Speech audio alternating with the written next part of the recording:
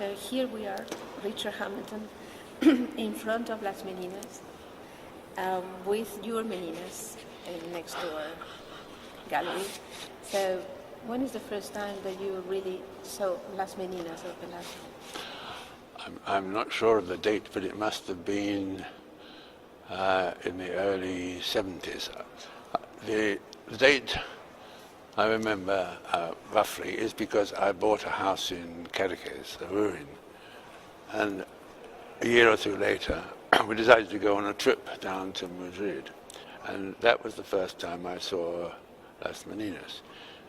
And now, again, there's another transformation when it is hung in a space with this beautiful color behind it and daylight, and everything is changed again.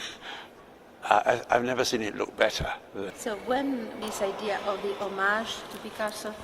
Well, the idea of the homage to Picasso comes from the invitation to make a contribution to a portfolio in honor of Picasso on his 90th birthday.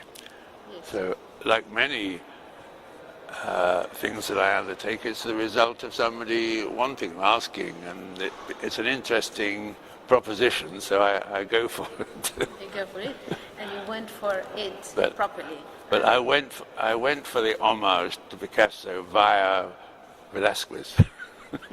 The idea came as a result of a slight reluctance to pay homage, or at least not reluctance, it was simply that I couldn't see how you could pay homage to Picasso until I got this idea of using his handmaidens, his ladies-in-waiting, the idea of Picasso's Meninas being his styles rather than the people that surrounded him. It is his stylistic variations that took place over his life. And so I could see that there are a lot of characters in the picture, the Velázquez picture, and I could make use of this and spread Picasso's styles over it, and then it was obvious you put the artist Picasso in the place of Velázquez himself. But the homage is, I think, slightly in favor of Velázquez. The portfolio that has been published for this occasion, where all the stages of your process, are present. And I love the first one, the first drawing, which is this one here. I suppose that first drawing was the idea of having all his styles. I probably had in the back of my mind that the most important style, in my opinion, is the analytical cubist. So I probably began with analytical cubist and thought maybe this character could be done that. But then I began to realize that there was a kind of weakness taking place with the Infanta herself, that I'd better make her more central. So I switched the styles among the performers in a way.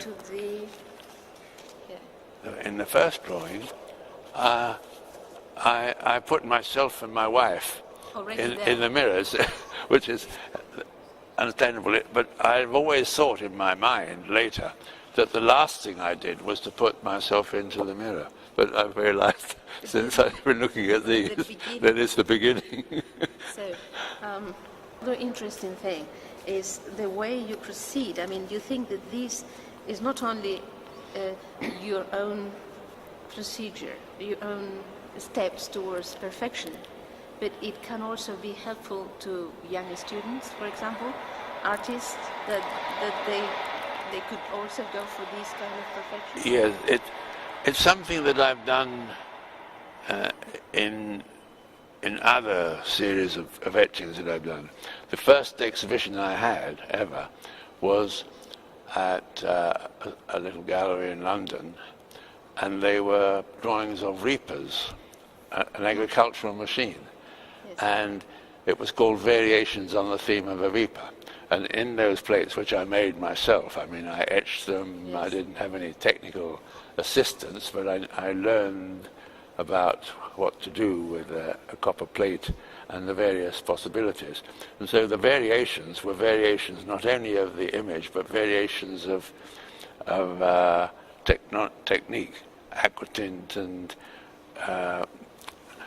lift process and Burin.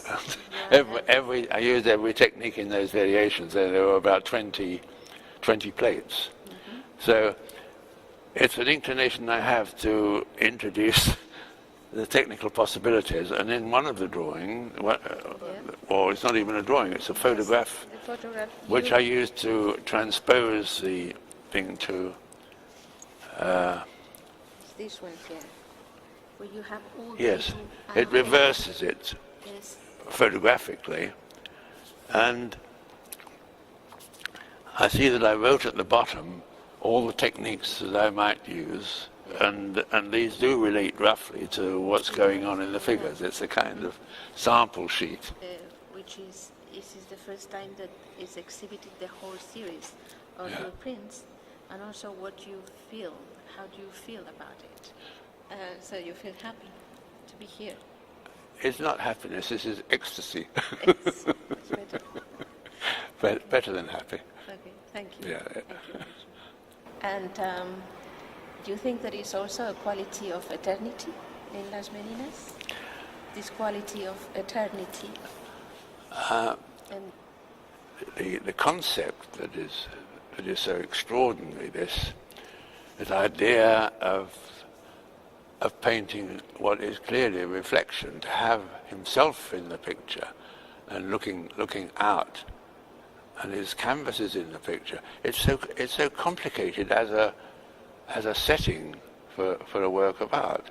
It may be that he was an extreme egoist, but his solution to his ego problem was magnificently achieved. That's a good ending for this. Yeah, which it's this ego of Velázquez is really amplified in the drawing of Picasso, where Velázquez goes up to the ceiling of the composition. Yes. That's a nice touch. Okay. So thank you, Richard, for being here.